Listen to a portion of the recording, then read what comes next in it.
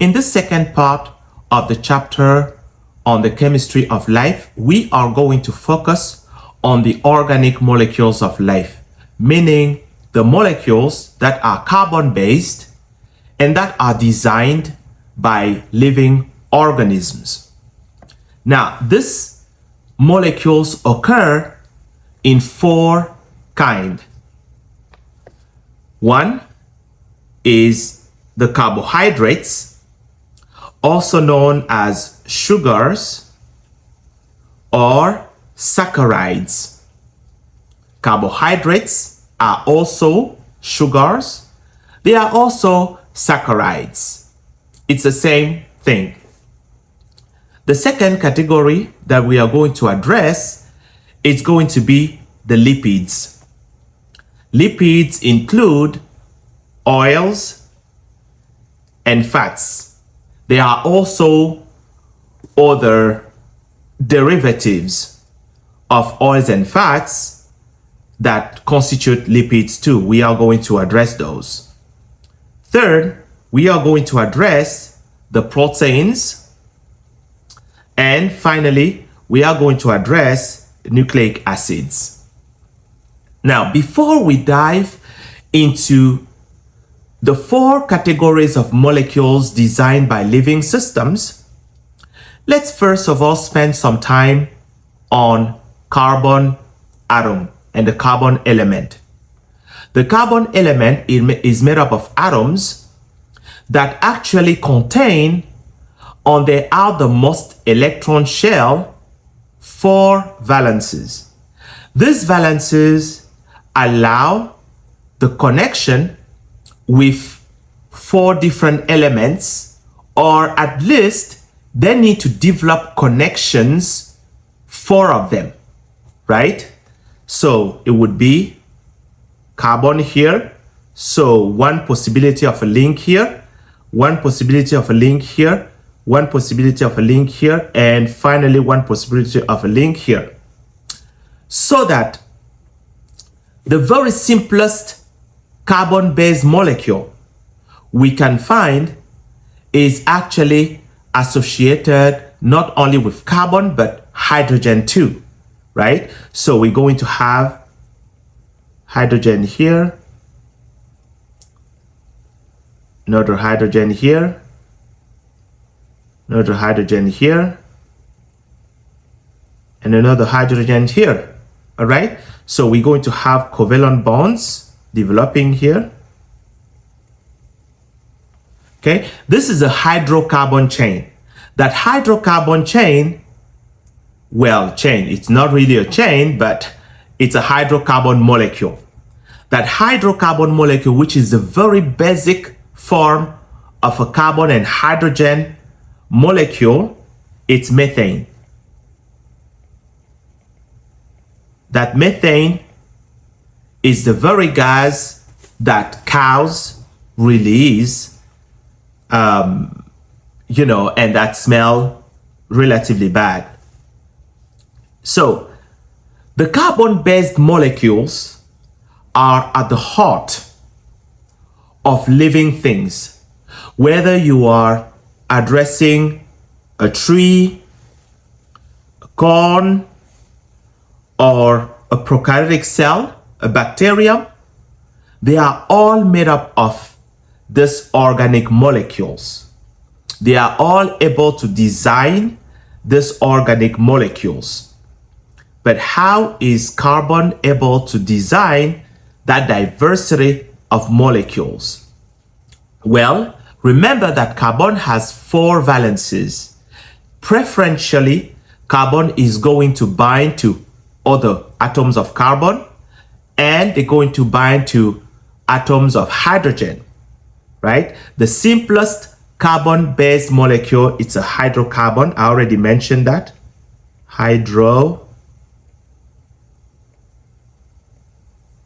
Hydrocarbon molecule. So only carbon and hydrogen. Now, here you have a situation where we only have 1 atom of carbon, right here. But we could have 2 atoms of carbon, like this, and then we would have hydrogen occupying the other links. Okay, we can have three atoms of carbon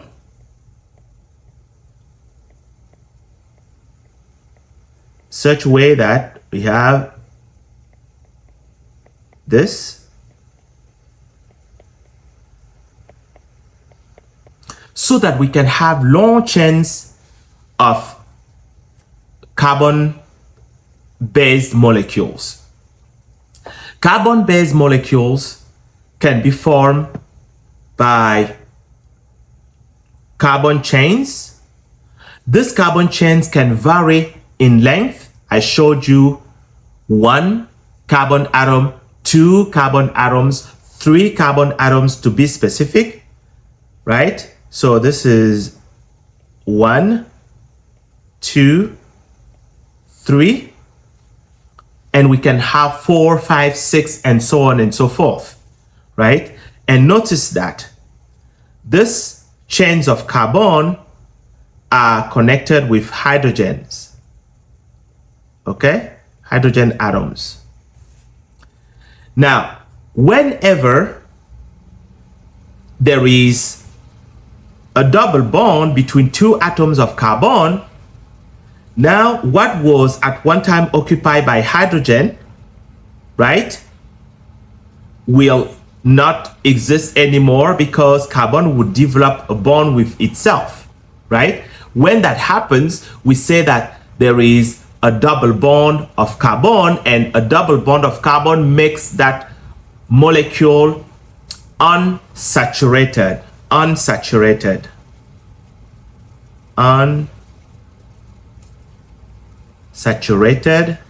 as opposition to saturated.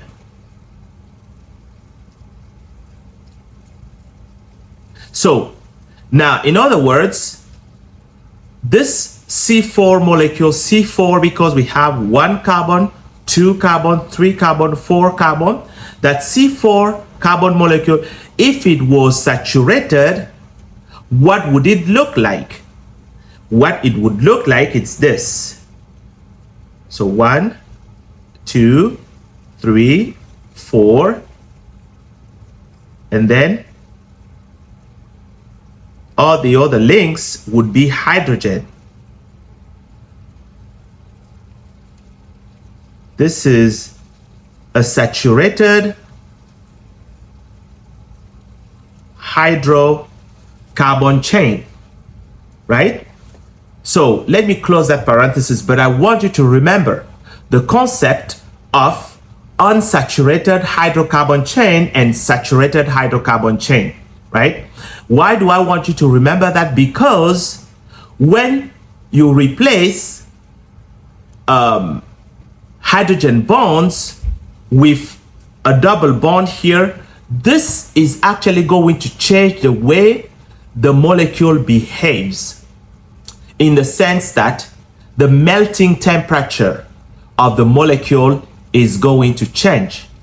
All right, I'm not going to take you into much more detail than that. This is going to be very relevant when we address the lipids. All right, we're going to talk about that later. So we have that carbon atoms can form carbon chains that can vary in length. Not only that, but the carbons can also be branched. So it's not simply linear chains, but it can also form a branched chain, right? It can form double bonds, as I already mentioned. The carbon atoms can form actually a ring, as you can see here, right? So we have the ring here, and some rings can have double bonds, as you see here. Anytime a ring has double bonds, just like the linear chains that can be unsaturated, well, guess what? That ring is also unsaturated, right? Anytime there is a double bond, you're going to have unsaturation. double bond between atoms of carbon. Let me be specific on that. Between atoms of carbons, right? All right. So when we consider the hydrocarbon chains, which is again chains that are made up of carbon and hydrogens, right? These hydrocarbon chains in a water-based environment tend to be very unreactive. Very unreactive. But we know that living systems are made up of a lot of water. About 70% of the body weight of an individual or any other organism is water. In that condition, how does the system manages for the chemicals to react together to form the very complex molecules we are going to address in the next few minutes? Well, these hydrocarbon chains have some modifications. These modifications are called functional groups. These functional groups allow two different hydrocarbon chains to react together when initially they wouldn't react together if there was not this these functional groups present in these molecules. As a consequence of that, there are different categories of functional groups in the molecules that are carbon based.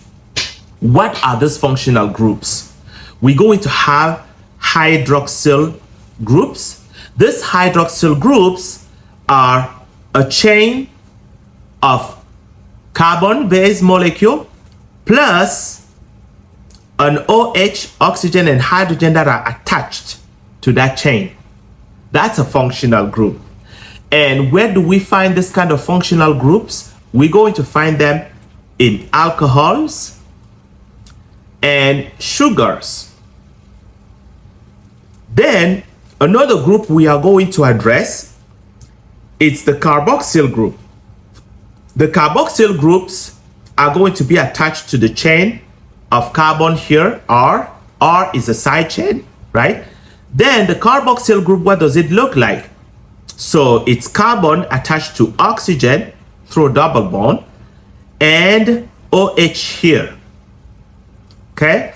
So these carboxyl groups are found in amino acids that are the building blocks of proteins, right? And in fatty acids. The next functional group I would like to mention is the amino groups. The amino groups are attached to a side chain right here, a carbon-based chain, to which nitrogen is going to be attached with a combination of hydrogen atoms, right? So this is the amino group. That amino group, where is it found in the molecules of life? It's found in amino acids and in proteins.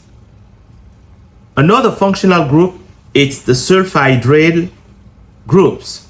The sulfhydryl groups, it's basically that to a side chain here, we're going to have sulfur and hydrogen that are attached to that side chain. Where are we going to find this sulfhydryl groups? We're going to find them in amino acids, a particular amino acid that is called cysteine, right? And proteins, because remember, amino acids make up the proteins, right? And finally, but not least, we have the phosphate groups. The phosphate groups are going to be attached to the chain of carbon here, and the phosphate group is basically made up of a central atom of phosphate to which oxygen is going to be attached to the carbon-based chain, and we have another oxygen and hydrogen here, and a double bond oxygen here.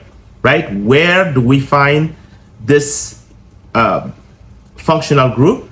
We find them in nucleic acids and also in forms of energy, and particularly here, ATP.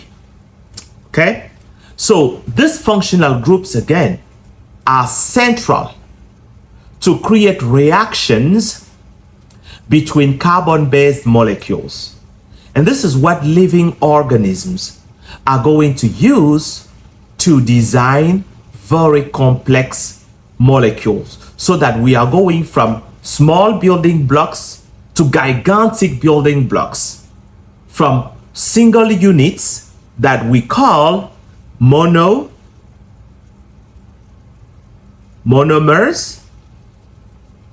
to large stack of units that are connected through covalent bond that we call polymers.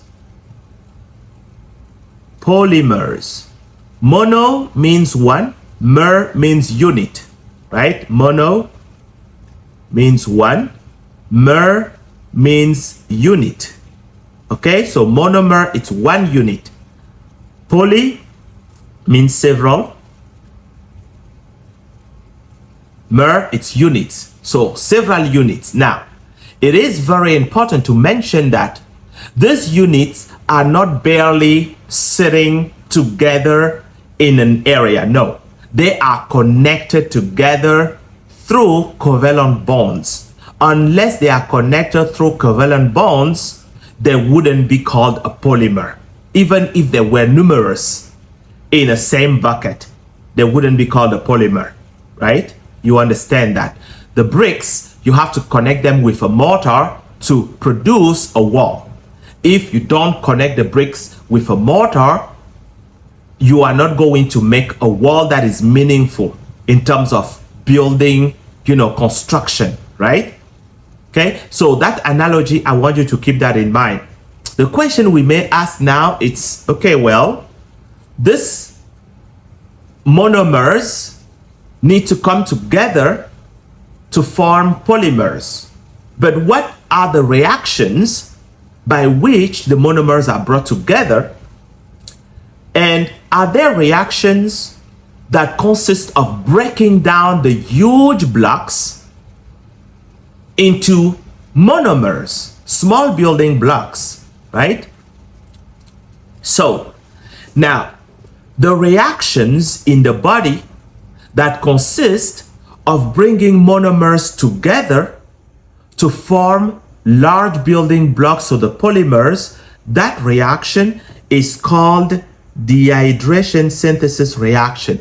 And the reason why it is called dehydration synthesis reaction, it's because when you consider a monomer here and a monomer here, when the two functional groups react together, you have a water molecule here, okay, H2O, right, that is released, okay? This monomer and this monomer are also going to react together. Now you have a molecule of water here that is going to be released, so that you have now one monomer, two monomers connected together through a covalent bond, and the third monomer here is going to be connected to the rest through this other covalent bond. Notice the release of two molecules of water, right? Because one molecule here and one molecule here. Dehydration, right? Loss of water, right? In that chemical reaction. Okay, so these are reactions of synthesis. Whether you are synthesizing sugars, you are synthesizing lipids, you are synthesizing nucleic acids or proteins, the concept is exactly the same. The functional groups may be different as to the one that are bringing the molecules together, but at the end of the day, you are going to have dehydration, right? Dehydration and synthesis, because you are synthesizing, you are building large blocks. Okay, so that's one thing. The other thing is, now that you've built the blocks, what happens to actually break down these blocks? Now, in which context would this happen? Say you are eating a T-bone steak. That T-bone steak, it's muscle tissue, fat tissue, carbohydrates, proteins, nucleic acid. All these chemicals are making up that T-bone steak. Now, for this chemical to exist, the cow needed to eat, right? And synthesize the very body that you are now eating, okay? It may sound gross. It may sound gross for me to describe things like that, but that's very much the case, right? So now when you eat that meat, well, that meat will have to be digested. The process of digestion is breaking down these macromolecules into small building blocks. And these reactions of breaking down are hydrolysis reaction. And they are called hydrolysis reaction because this reaction cannot occur unless you have input of water. Okay, hydro, it's water. Okay, lysis, it's breakdown. Okay, so the breakdown is in presence of water, therefore hydrolysis. So you need input of water to break this bond right here, and you need input of water to break this bond right here. Okay, so that now you are going from this 3-unit molecule to now 1, 2, 3 separate units, right? So to summarize, in terms of the chemical reactions that are taking place in the cell, you have reactions of synthesis and reactions of breaking down. Reactions of synthesis are dehydration reactions, while reactions of breaking down are hydrolysis reaction. Now, let's go back to, or at least let's talk about metabolism. Metabolism, it's the process in the cell or in your body that consists of breaking down and synthesizing the molecules in your system. Metabolism, it's all the reactions of synthesis and hydrolysis that occur in your body or in your cell. Now let me repeat that. Metabolism is the sum, it's the combination of all the chemical reactions of synthesis and hydrolysis that occur in your system, in your cells. All right? So having said that, let's take a look at the first categories of molecule of life, carbohydrates. Carbohydrates are also called sugar. The building blocks of carbohydrates are what we call monosaccharides. Mono, one, saccharide, sugar. Now, the sugars are going to be in our body to be a source of energy, a short-term source of energy. Some sugars are also going to play a structural role. They are going to make up the frame of some of our tissues and organs, right? Carbohydrates also play a very important role in the formation of nucleic acids. Now, with that being said, let's go back to the building blocks.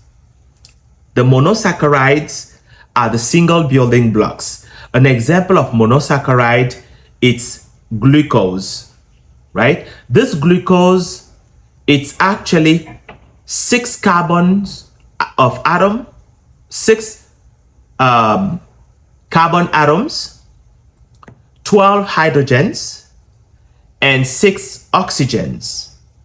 Okay? So these molecules can form a complex, larger molecule when they are brought together through dehydration synthesis, right? This is the chemical formula of glucose, okay? Now, the simple sugars can come together through dehydration synthesis to actually form a disaccharide. A disaccharide such as one glucose molecule plus another glucose molecule, right? Together, they are going to form a molecule of maltose. I'm going to address that in a minute, okay? Now, when you have hundreds or more than hundreds of molecules of glucose coming together and attaching to each other, rather than trying to count all the molecules of glucose that make up that larger molecule, we are going to say that we have a polymer of sugar. That polymer of sugar is called polysaccharides. Okay? That polymer of sugar is called polysaccharide. Okay? Now, I'm not going to bug you too much with the high fructose corn syrup. What you want to know about the high fructose corn syrup, however, it's that it's sugar that you find in large amount in, for instance, here the ketchup, right? High fructose corn syrup is found in the ketchup, and that's why the ketchup tastes very sweet. Now, I already told you about the function of the carbohydrates, so I'm not going to come back to it. So you have structural function, and they are also playing a role in nucleic acid, in energy, and so on. So an example of disaccharide, it's maltose. I already told you about maltose. It's a glucose to which another glucose is attached, right? And that happened via dehydration synthesis reaction. How about sucrose? Sucrose, it's another disaccharide. That disaccharide, however, it's formed between glucose that you already know of and fructose. Fructose. Now, fructose and glucose are cousins. I say they are cousins because they have the exact same chemical formula. They have the exact same chemical formula. So just like glucose is C6H12O6, fructose is also C6H12O6. Now one can ask, okay, well, how are they different then? Why do we call one glucose, one fructose? Well, everything depends on how atoms are connected in a 3D space. But that's another story. I'm not going to bug you with you here, okay? So, glucose and fructose, that makes it sucrose, which is, by the way, table sugar. How about lactose? Lactose is a disaccharide that you find in milk, right? That lactose, it's basically glucose to which another molecule that is called galactose is attached. Now, believe it or not, galactose and fructose also have the same chemical formula, okay? C6H12O6. C6H12O6. Okay? They have the exact same formula. Just like with fructose, they are also different in the way the atoms are connected together, right? But let me close that parenthesis. Now, out of the disaccharide, we can actually see some chemical reaction developing. When we think about beer, it's basically a metabolism of this sugar, right? So we have maltose, which is glucose and glucose. After hydrolysis, we're going to have two molecules of glucose. We have one here and one here.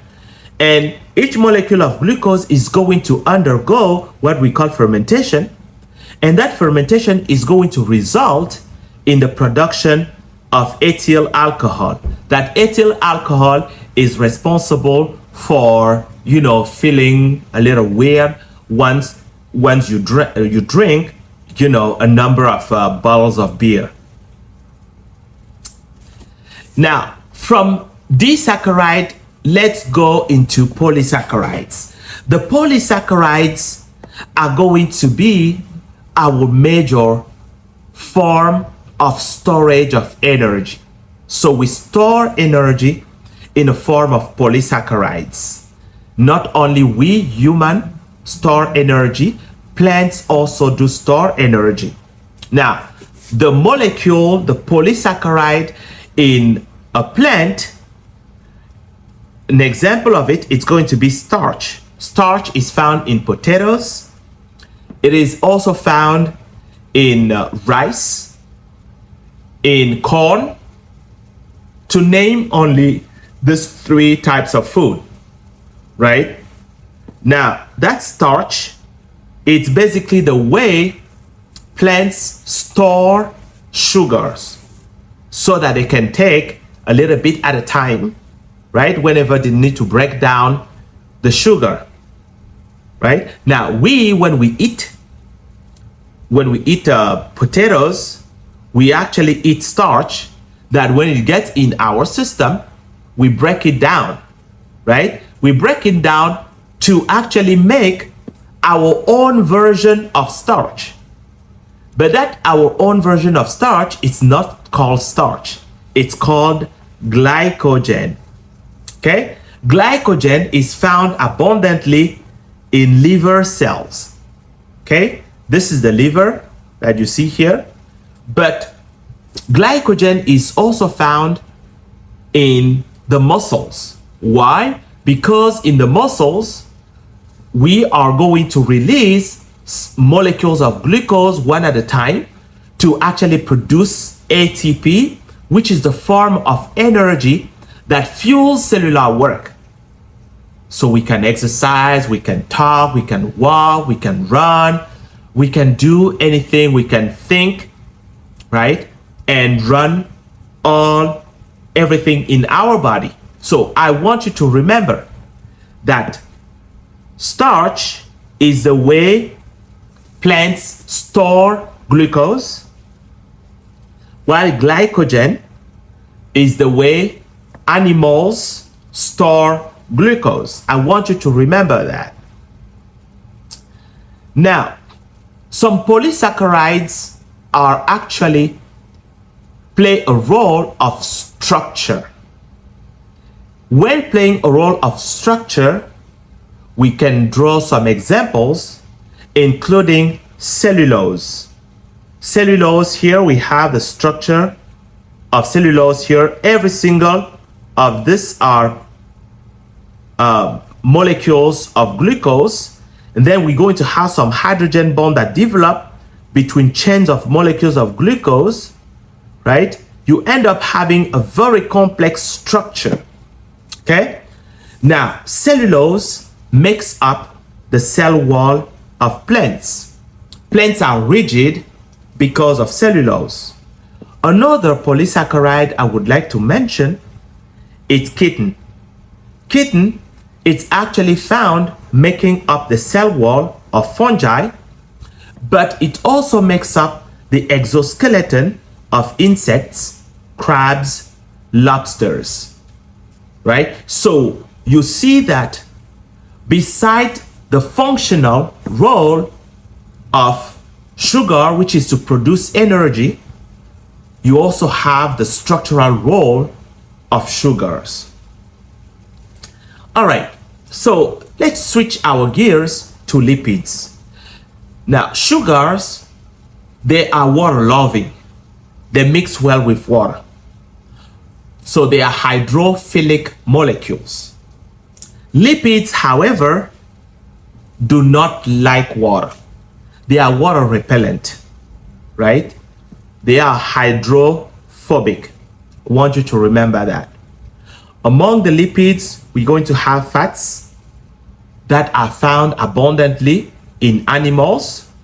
We have oils that are found abundantly in plants. And we have hormones. What is the function of lipids?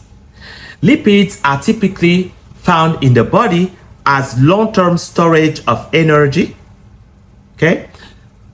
Lipids also are used as insulation. Let me refer you, for instance, to the adaptation of deers as they go from fall to winter. They grow a lot of fat tissue underneath of their skin to withstand the harsh winter, right? You know that deers do not have the cozy houses we have, the cozy buildings we have, right? So they have to develop that thick layer of fat underneath of the skin to serve as insulation so that they don't freeze during a cold winter, right? Lipids also play a structural role when we consider, for instance, our cells. Our cells are made up of a phospholipid bilayer, and that phospholipid bilayer is the structural component of the cell that sets the limit between the inside and the outside of the cell. And all organelles that are membrane-bound organelles in our cells are made up of phospholipids, these membranes that make up the organelle of the cell. They are made up of lipids. And then we have that the lipids are also going to play a role in the signaling, in cell communication, right? So the information is going to go from the environment to a cell, and the cell is going to develop a response, right? Let me close that parenthesis. So what are the sources of lipids? We're going to have cheese, ice cream, lard, bacon, butter, oil. These are the typical sources of food. Now let's go a little deeper on lipids here. Now the lipids, they exist in our body mainly in terms of triglycerides. The triglycerides are actually made up of a glycogen molecule to which 3 fatty acids are attached. Let me repeat that. A triglyceride is one glycerol molecule to which 3 fatty acids are attached. Notice that the fatty acid is made up of a long chain of carbon right here and a functional group right here. Same thing here, long chain of carbon and a functional group here. And let me also say that this long chain of carbon, you see carbon, carbon, carbon, carbon, and you're going to have hydrogens, right? The hydrogens are right here, okay? This makes it a hydrocarbon chain. These hydrocarbon chains do not mingle with water. And this is the reason why these molecules are typically by nature hydrophobic, because they are filled with carbon and hydrogen bonds, right? So these areas are not water loving, okay? These are only the parts that can interact with water, okay?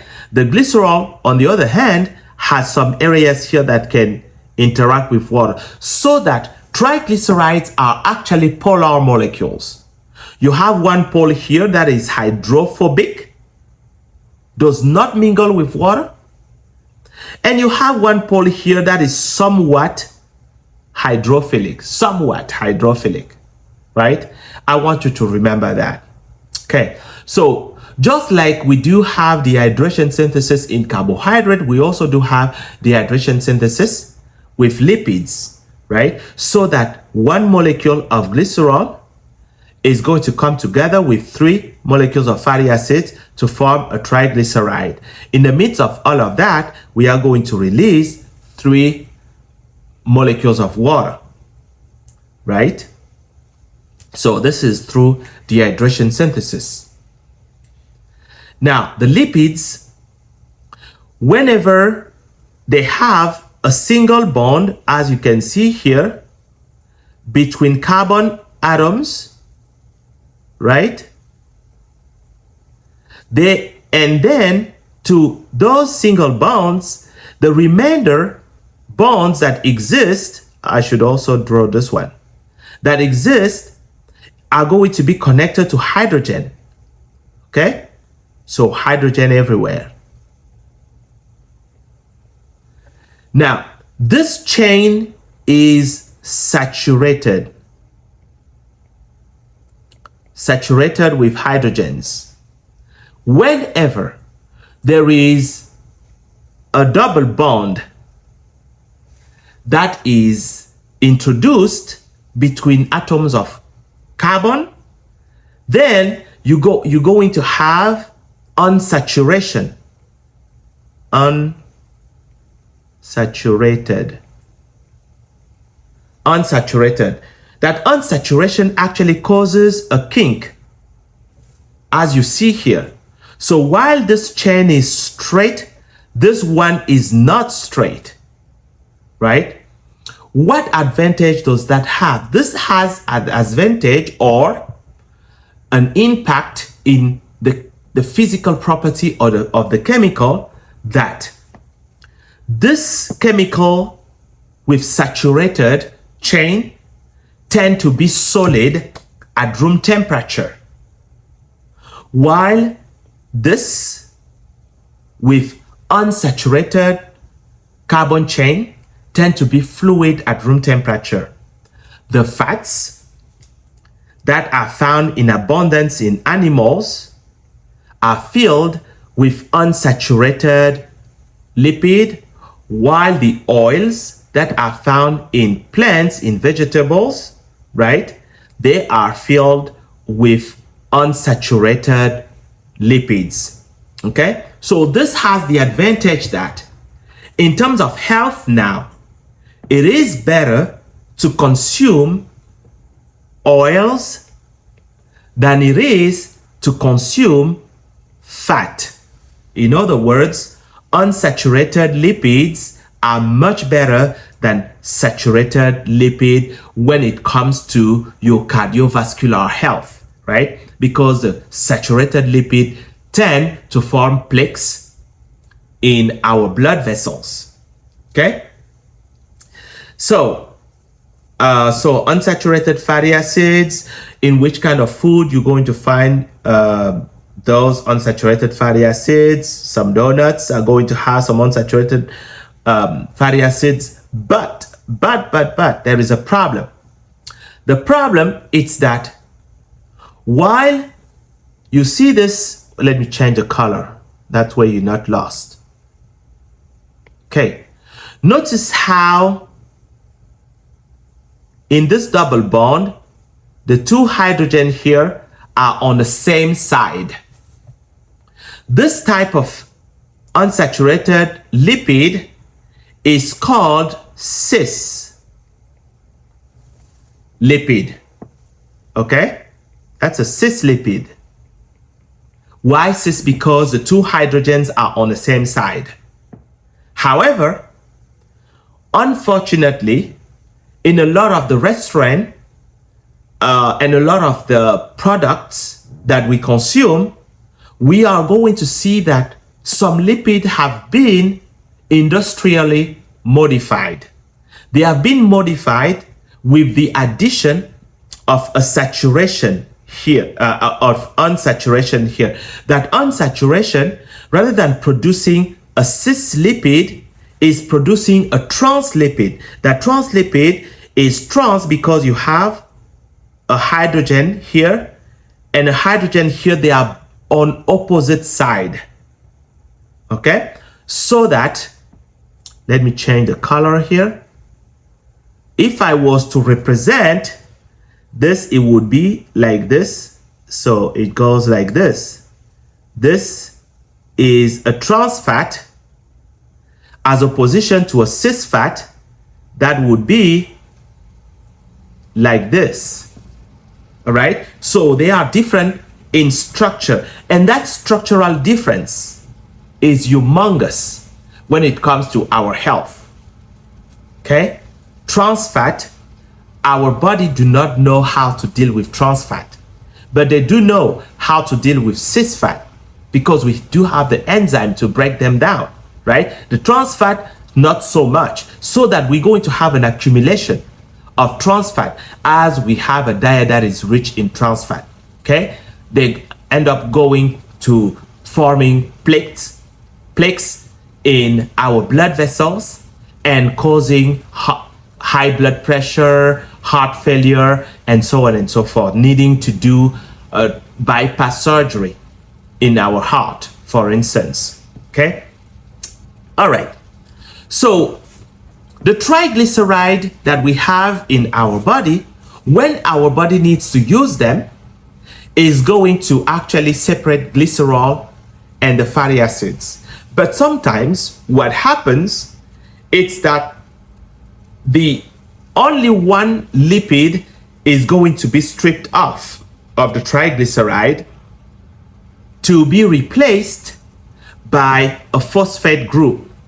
And that phosphate group is filled with oxygens, as you can see, so that overall that phospholipid is going to have the physical characteristic that this area right here, what we call the tail, is going to be non-polar or hydrophobic tail, while the head that is filled with oxygens, and remember, oxygen is very electronegative, right? So oxygen is going to attract water, right? Therefore, this phosphate group is going to constitute a hydrophilic region in that lipid, okay? Because of that, the phospholipids actually are going to form a biomembrane here, a phospholipid bilayer. So this is one layer of phospholipid here and a second layer of phospholipid here, causing the structure in living system to design an outside area and an inside area. That outside and inside area end up defining the inside of the cell and the outside of the cell. So the major structure that sets the limit of the cell is the plasma membrane. That plasma membrane is made up of phospholipid, and that phospholipid forms a bilayer, so two layers, 1 and 2. All right, please remember that. I want you to remember the structural role of the lipids in forming the plasma membrane. That role is essential. Now, all the lipids, the steroids are characterized by the fact that they have this very complex ring, okay? And that ring can be modified with something here, so that we have cholesterol, we have testosterone, we have estrogen. By the way, testosterone and estrogen are derivative of cholesterol, right? So here we have cholesterol, here we have testosterone, here we have estrogen, okay? Testosterone is more abundant in males than it is in female. Likewise, estrogen is more abundant in female than it is abundant in males. Now, let me spell the thing out. Estrogen. Estrogen. Here, testosterone.